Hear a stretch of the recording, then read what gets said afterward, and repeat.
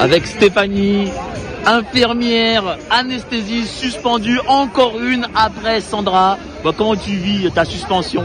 Je l'ai au départ évidemment très mal vécu, c'est insupportable, inacceptable, c'est juste de la maltraitance institutionnelle.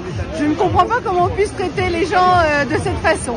Voilà, mais maintenant ça me donne un nouveau souffle et une nouvelle énergie pour créer un système de soins complètement différent. Mais comment s'est passée ta suspension? Parce que par exemple, j'ai entendu un cardiologue qui m'a dit que des gendarmes sont venus le voir.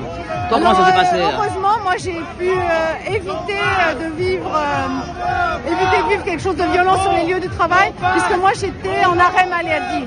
Voilà, donc j'étais en arrêt maladie avant la date du 15 septembre. Je sortais en plus d'une année de maladie pour burn-out suite à la maltraitance institutionnelle liée à la première vague du Covid. Je reprenais à mi-temps thérapeutique, évidemment c'était très compliqué et je me suis retrouvée en arrêt maladie à nouveau. Voilà, et mon arrêt maladie n'est pas reconnu alors que je suis en arrêt maladie le 11 septembre après avoir repris début août et je suis suspendue le 13. Donc tout ça est complètement illégal. Et tu vis avec quel argent? Parce qu'ils ne te payent pas, c'est ça? Ah bah bien sûr que non. Par exemple, le salaire. Aucun salaire et bien sûr aucune indemnité journalière puisque l'arrêt maladie n'est pas reconnu. J'ai réussi en perdant un peu de ma dignité à obtenir le RSA. Voilà, le RSA qui permet juste de payer mon loyer. Voilà, donc je vais chercher des paniers repas, je sollicite de l'aide où je peux, voilà.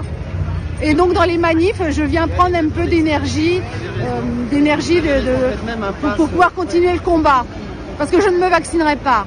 Merci beaucoup, chère Stéphanie, bravo pour ton combat.